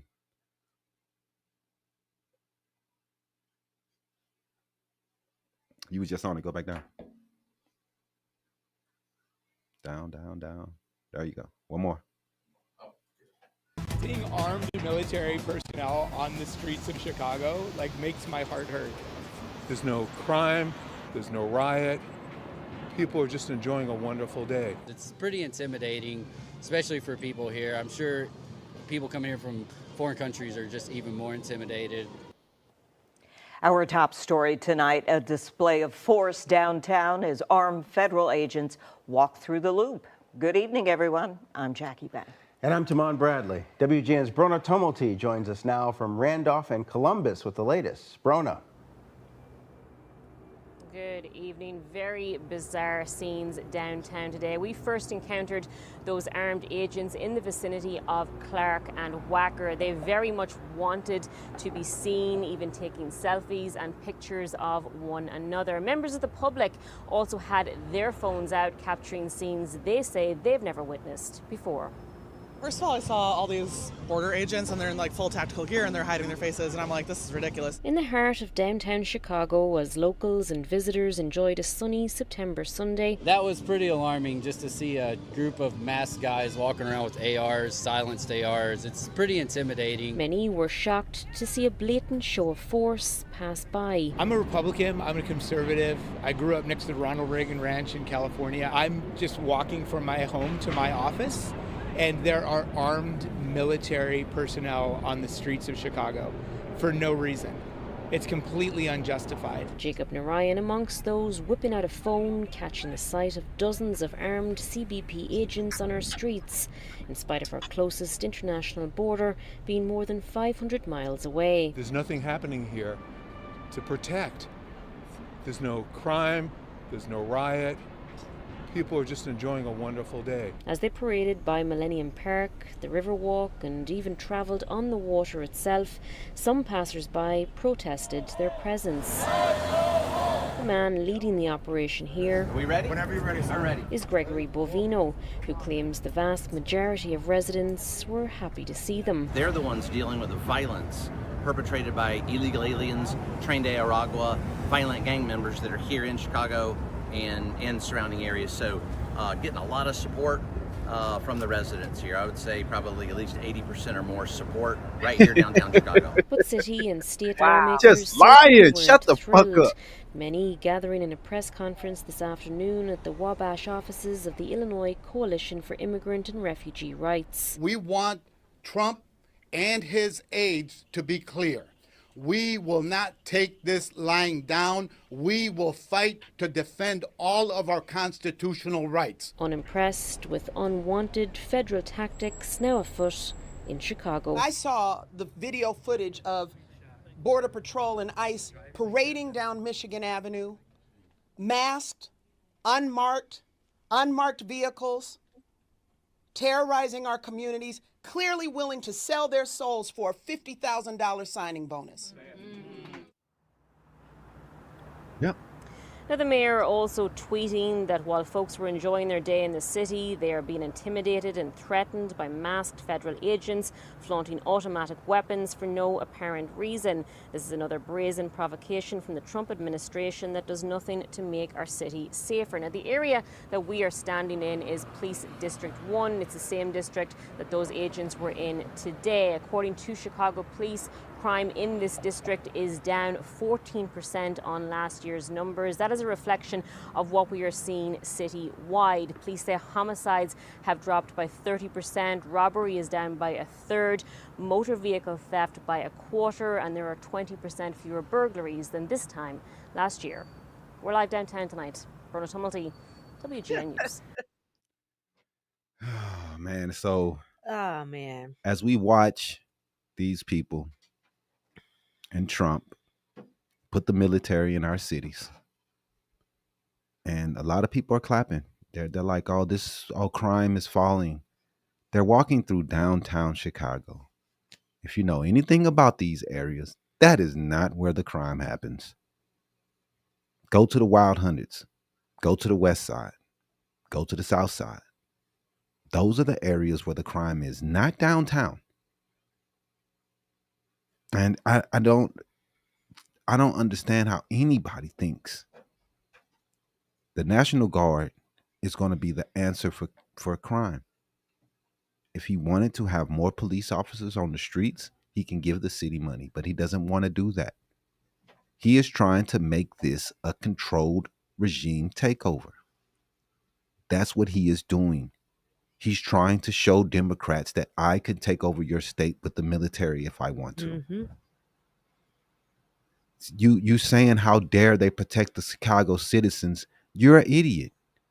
Because easily, if he wanted to, he can give the Chicago more police officers. He could give them more people and more money for the streets to stop crime. But he's sending in the National Guard, who can only be there temporarily. So if you think that, crime's going to stop and the National Guard's going to be gone in a month, and you think that they are still going to act the same way that when the military was there, once they leave, things will go back to normal. If he wanted to stop this, he would put money and investments in their neighborhoods and put more police officers out there. But that's not his mission, because he cut money and funding from police officers. He cut funding. He just wants to show that he has power. Yep. That's all he's doing. He's not trying to save these cities. Y'all can sit around and act like he's trying to do something. But we all know he's not trying to help. He's just trying to flex his political muscle. Mm-hmm. And all you idiots think that he cares about the crime in these areas. He doesn't care. He don't care. He doesn't care at all. Like I said, if he wanted to, he would put more police officers and give those areas and those people more funding to put more police officers in the area, instead of putting a temporary guard that cannot be there the whole entire time. And the amount of money that is being spent having these guys out here, it's ridiculous. Millions is being wasted. Wait till y'all see this deficit when he's done. I know you only care about the deficits when Democrats are in office. Man. I understand how you guys play it.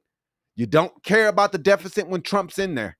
But once he leaves, oh my God, it's on the next president. All the money he ran up the first time, the second time, y'all blaming Biden. It's Biden's fault. Look at the deficit. Look at it. Look at all the money Trump spent that first time. All the money he wasted. Now he's doing it again. There are fiscal ways to do these things.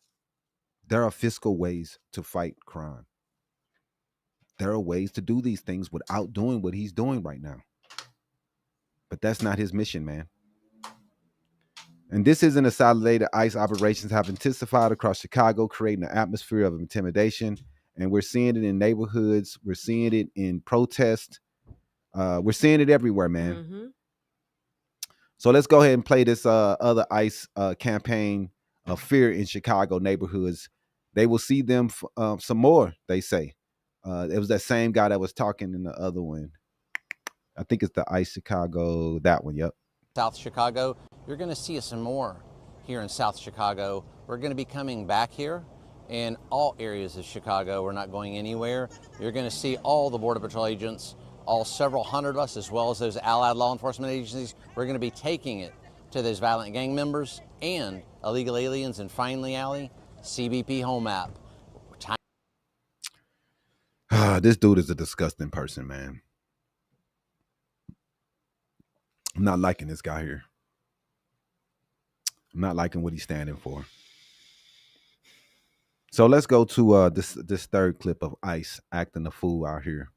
Illinois state trooper arrests protesters outside Broadview ICE facility. I think that's it, yeah. Racial profiling. We're protecting the system that racial profiling is breaking. Tell me what motherfucking law is breaking. You goddamn. Get on the road.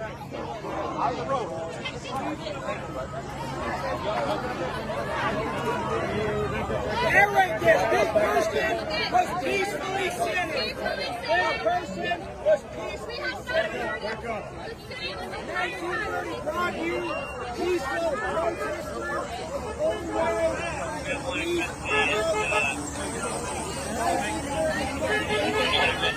Peaceful protesters doing nothing. Sending out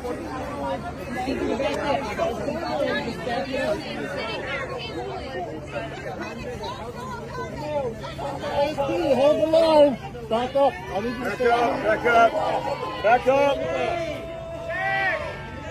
Shame on you. Shame on you. Shame. Shame. What law are we breaking? Tell me what fucking law we're breaking. Ignorant cowards.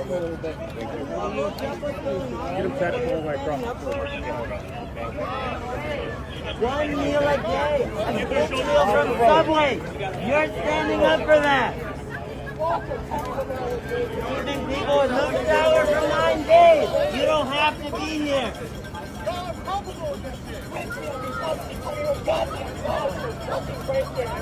Marina Lopez Perez, she was dead behind those walls. Disgusting stuff, man.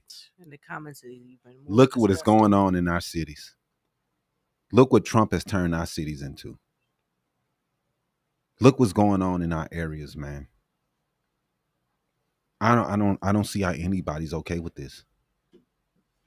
I don't see how anyone's sitting at home happy about what's going on. We all said America wouldn't be this. We wouldn't be like the Gestapo. But dog, look at this shit, man. People can't even protest this guy. They don't like protests. They're arresting everyone who has anything to say against them. So we got this last clip of ICE being disgusting. And the reason why things are ratcheted up, why they try to blame the liberals like always, the reason why people hate ICE right now and is trying to kill them is the way they're acting. Now we got this one of ICE agents arresting alderperson Alderman Jesse L. Fuentes outside of Humboldt Park Hospital after she demanded to see a judicial warrant. I think it's the one with the car, yeah.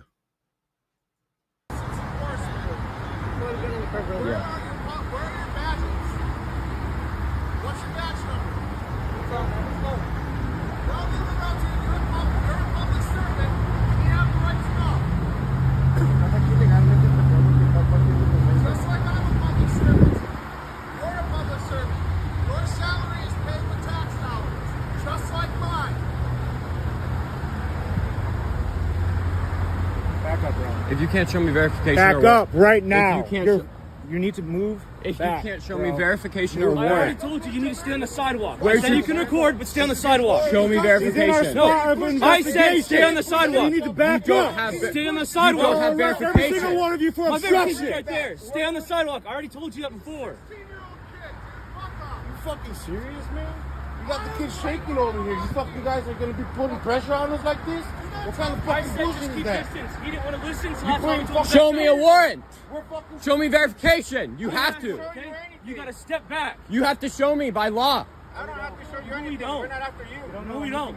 You can't We don't arrest show somebody you without a anything. warrant. Yes, you do. This situation You is have to between have him a and us. warrant. You have to have a warrant. What do you gotta be messing with him for? You over I'm here not pushing messing him? with him. He's approaching us right He now. wasn't no threat to you. I said to stay back. Okay, I said he record stood and back, stay okay, back. Yeah, but he you didn't pushed want him. to. I got you on video, man. Get his ass. He's got any pension for this? Take it. It's cool, man. Go ahead. We got it all on video. They want to bully a 16-year-old. It's cool. We got it on camera. It's all right. Don't worry about it. Got you, man. Don't worry about it. Hey, get up. I'm sorry about that. What? Hey, man. Hey, man. Take off. Hey, man. Do your thing. No. They leave as soon as you confront them too hard. It's ridiculous. Disgusting, man. Ridiculous. This is real, man. Elected officials being arrested, neighborhoods being under siege, protesters being dragged away. Chicagoans are on the front line of the immigration crackdown. This dude has waged war on our own citizens. Right. But let's go ahead and pivot over to Washington, where Trump has been on a roll with insults and Hold cultural on. distractions. It's one more. My bad. Let's play the last ICE clip of ICE throwing someone out of the elevator before we get into that.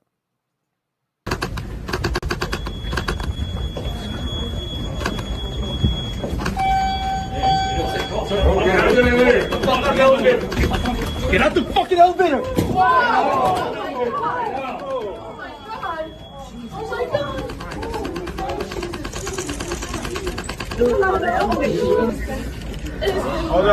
Who is that? And hurt.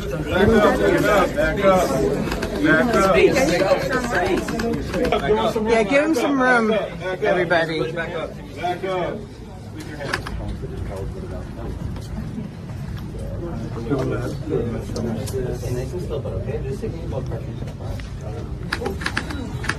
You want to go with the? Yeah, I got. Oh, you want? Yeah. If you want to help, you go right now. All right. All right. You guys good? Yeah. I mean, yeah. It's crazy, man. It's crazy to see as ICE hurt people, throw people all around, do everything they can to hurt everybody they can. It's cool. It's cool. But hey, this is the America that they said this is what they voted for. They like this. They love it. They like the ICE going around throwing people around and acting a fool. This is what they voted for. But go ahead. You're right. Pivoting over to Washington. Let's roll a clip of Trump mocking Representative Ilhan Omar, saying that Somalia doesn't want her back. I think you named it Omar. There we go. Go up. To that 12 seconds.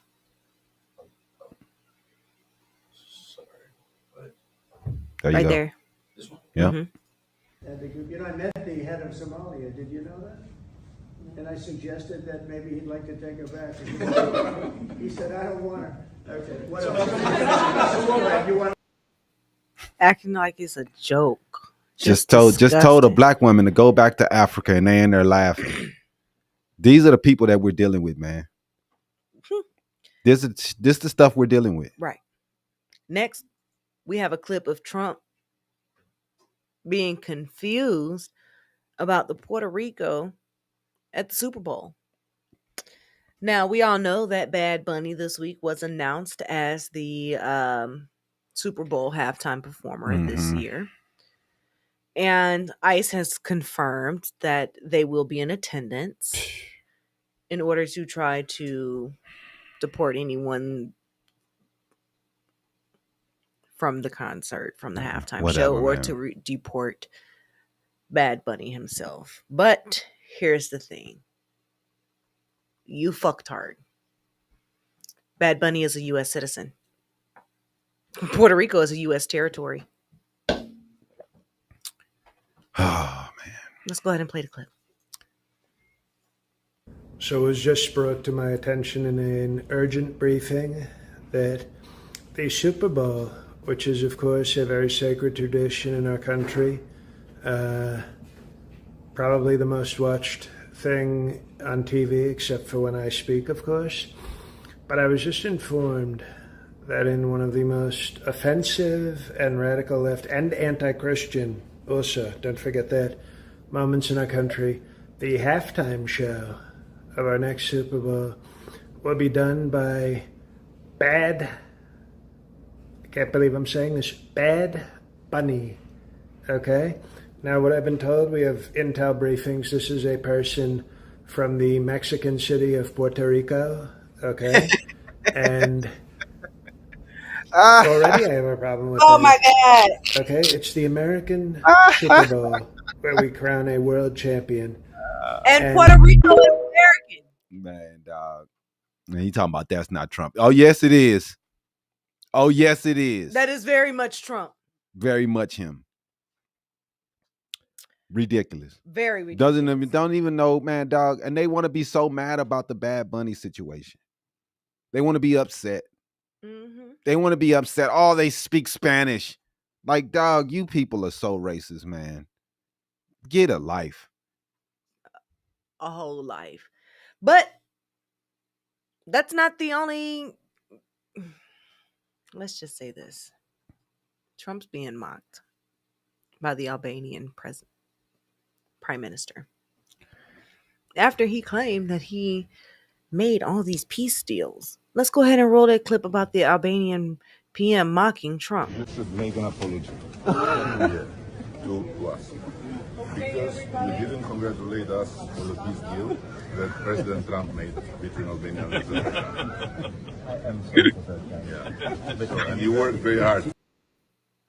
Hey, man. We're getting laughed at.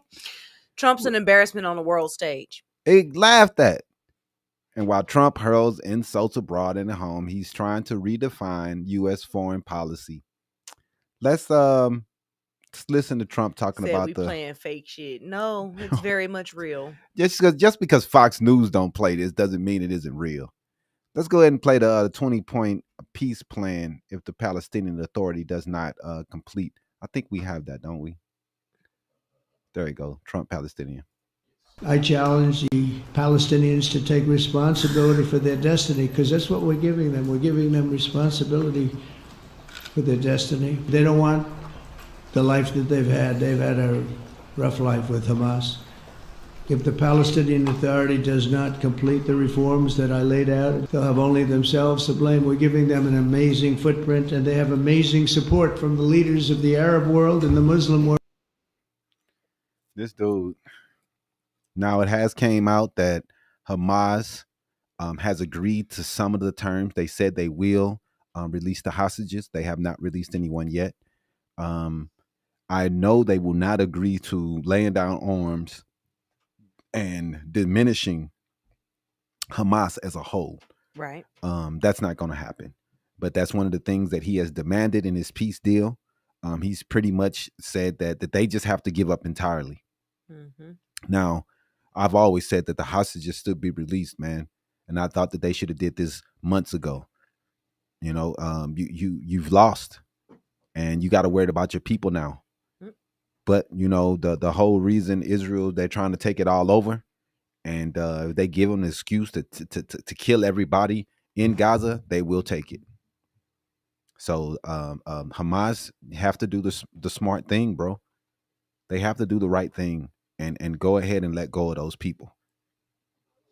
Or Israel is going to blow everyone out of there, because they do not care if it's your kids, their babies. They want a reason to take those people out. So it's disgusting stuff, man. But authority does not complete reforms. They'll have themselves to blame. It's all about bluster, insulting one group, promises the impossible, and call it a victory. That's the Trump formula. We've seen it. So let's go into a couple videos. We're going to talk about the shutdown chaos. Now, to the Trump has admitted it's not just about budgets, it's about power. He admitted it. So he said openly, we can do things during the shutdown that are irreversible, cut programs like cut benefits, cut people out. This is what Trump said openly. Let's go ahead and run that one. I believe we have it. Should be Trump on the government. Irreversible? Yeah, that's probably it. Say about the state of the Democrat Party when they have a 33% favorability rating on average in recent months, and they're willing to shut down the government over healthcare. They are shutting it down. We're not shutting it down. We don't want it to shut down because we have the greatest period of time ever. I told you, we have $17 trillion being invested. So the last person that wants it shut down is us. Now, with that being said, we can do things during the shutdown that are irreversible, that are bad for them and irreversible by them, like cutting vast numbers of people out, cutting things that they like, cutting programs that they like.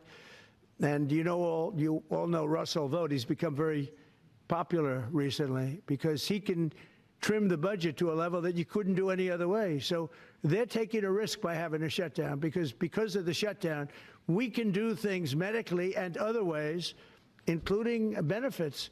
We can cut large numbers of people out. We don't want to do that, but we don't want fraud, waste, and abuse. And, we're cutting that. That's how they do it, man. He openly said he's going to cut programs. He openly says these things. Then he says that their go-to is, a fraud and abuse. Nah, man, he's just going to cut social programs because they want to. And their way of doing it is saying, well, it's fraud. Yeah, it's always fraud when you're giving something to poor people. It's always fraud when you're trying to give health care to the poor. It's always fraud and abuse. The rich people get all these breaks. The poor people, it's fraud. It's a damn shame, man. Now let's see. We're going to play this video of Chuck Schumer talking about Trump, openly admitting that he's going to cut social programs from people that are struggling. I just heard something that Trump said. Here's what he said. We can do things during the shutdown that are irreversible and bad for them, and irreversible like cutting vast numbers of people out. Well, there it is. Trump admitted himself that he is using Americans as political pawns. He is admitting that he is doing the firing of people if, God forbid, it happens. He's using Americans as pawns, as I said. Democrats do not want a shutdown. We stand ready to work with Republicans to find a bipartisan compromise, and the ball's in their court. When he says he will do things, he is taking ownership. He is taking ownership. It's just like in his first term when he said he will own the shutdown. It's just a point I wanted to make. Okay, now, go ahead and stop we're that. 10 hours away. And we see it, man. Openly admitting it. Now, I'm not a big Chuck Schumer fan. I think that he doesn't play hard enough. I think he's weak, and I think that they should be doing more. Yep. And then you got Illinois Congresswoman Delia Ramirez, who cut through the noise, demanding lawmakers pick a side. I don't know if I have that. Let me see. Nope, I don't. No, I ain't get that one for some reason. I don't know why. Okay. But so we got to do things. We got to do something better, man. You know, that video Ramirez was talking about and how they're going to go through the shutdown and how they're going to handle this gridlock and how the Republicans use this as a weapon. But, this week we did see him introduce his pharma plan, which is another way for him to enrich himself. Go ahead. Yeah.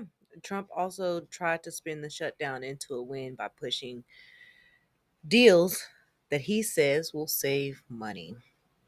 I believe we have a clip of Trump announcing the deal with Pfizer to lower the drug prices, unveiling his TrumpRx, which is a government-run direct-to-consumer drug site.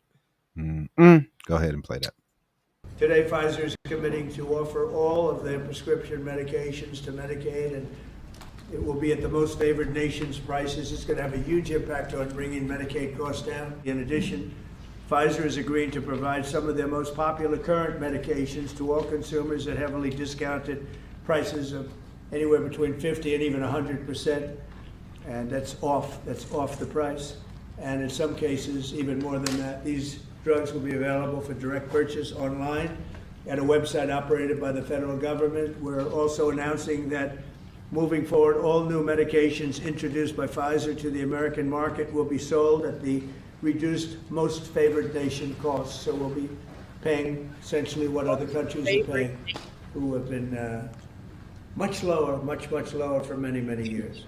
Furthermore, Pfizer will invest $70 billion to reshore domestic manufacturing facilities. In other words, they're going to bring a lot of their facilities to make their drugs and make what they make, their product. They're going to make it in the United States. I appreciate that $70 billion investment and fund research and development right here in America. We're working with other major pharmaceutical companies to secure similar agreements.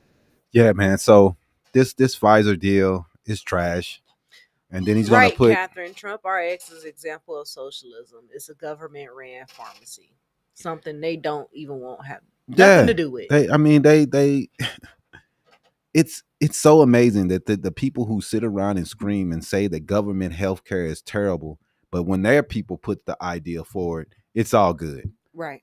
If a Democrat was putting this forward, they'd be pissed, they'd be yelling and screaming, hollering at this is socialism, this is bull. But the fact that he has his name on it and he's going to try to benefit from it, it's just crap. Classic Trump. Claim credit, point the finger, never admit failure. This is how he does things.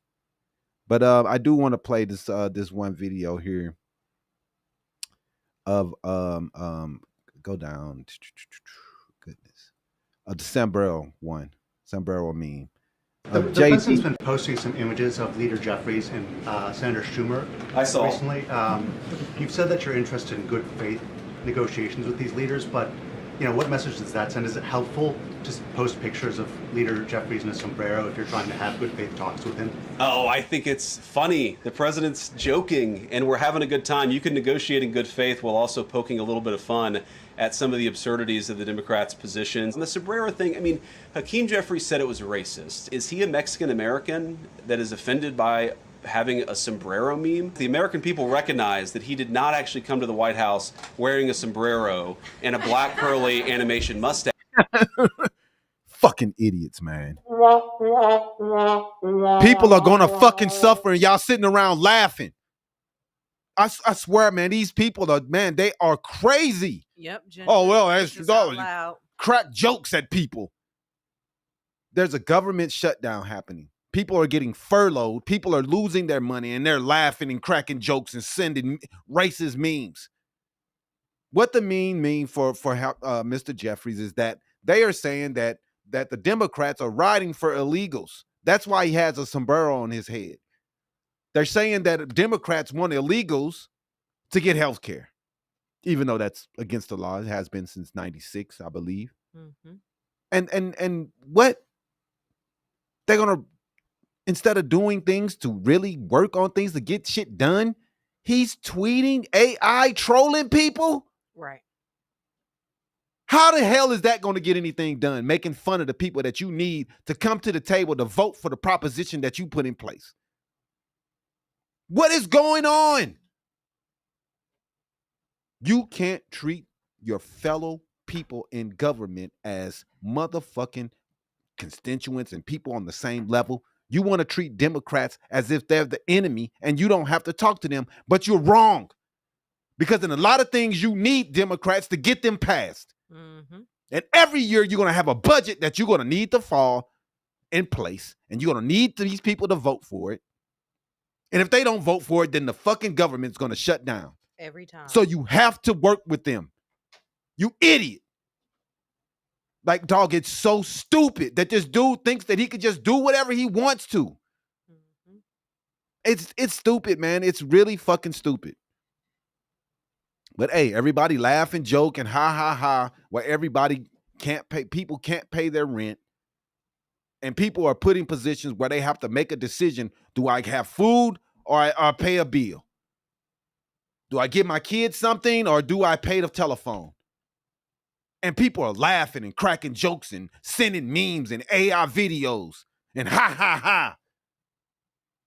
But it's not funny when the farmers can't sell their soybeans. That's not funny, huh? When they need another bailout That's after not funny voting for because they him. need a fucking bailout again.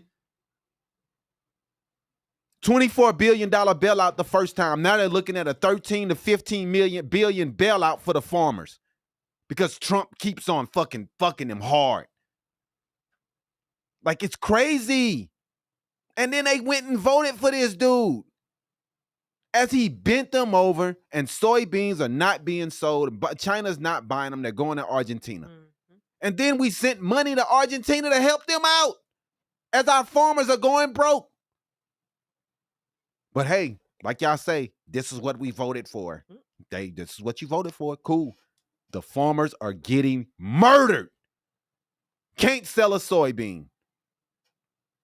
China has spent $0. Zero. No, it's not that I'm mad. I care. I care about my country. Unlike MAGA, who doesn't care about people. I care about the people who can't feed and the farmers who can't feed their family. Even though they're idiots and voted for Trump, I still care. You don't care. And this is supposed to be the people that you're supposed to be with. An unnecessary bailout that could have been avoided. Exactly. And you're going to bail these chumps out again. If it was anybody else, y'all don't want to see people get welfare. Oh, pull yourself up by your bootstraps. But it's okay that these people are going to get bailouts again from the farmers. Get $15 again, billion bailout. $15 billion. Now, we can't get health care, but these people can get bailed out over and over and over. It's bull. Now, I care is the thing. I care about these situations. I care about my country. I care about my fellow citizens. You don't care. Meanwhile, the campaign trail drama, it's just as messy. We're done with the videos. So we're gonna go ahead and end this out today, man. We have a lot of stuff going on, you know, pure trolling at the highest levels of government. It's politics as usual, performance arts, while real crises like the shutdowns, the raids, they going unchecked. People don't care, man. So let's go ahead and do this outro. Hold on. You see the outro? No, it's just for us. I'm sorry. So, you still gotta... what an episode, fam. From the demographic breakdown in Congress to Trump's Project 2025 lies to this government shutdown chaos, and finally today's clips that we've played. You can see why people say politics right now feels like a never-ending roller coaster, man. Never ending. Mm-hmm. But it's not just the noise. These moves, these shutdowns, these policies, they all affect real lives. Our lives.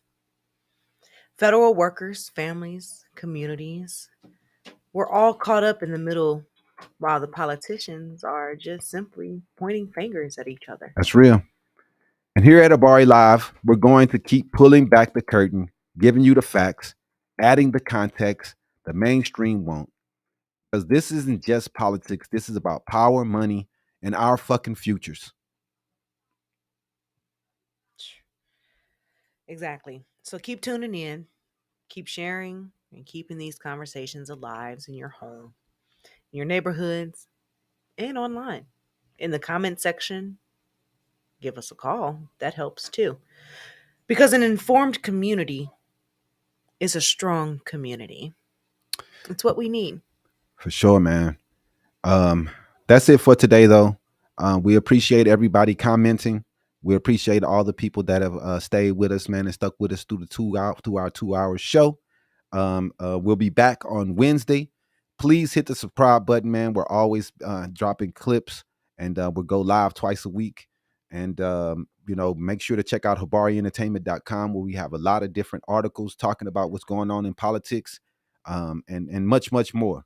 So, and also, if you're in the Phoenix area and you need photography or videography, make sure to hit us up at info@HabariEntertainment.com. We will cover your event. We will take photos. We will make sure that your event is captured beautifully. We do great work when it comes to videography and photography. So hit us up at info@HabariEntertainment.com if you need that work. So that's it for today's episode. I'm Damon Dipline Ellison. And I'm your co-host, Aisha. Thank you for riding with us. We'll see you next time right here on Habari Live. Peace. Holla.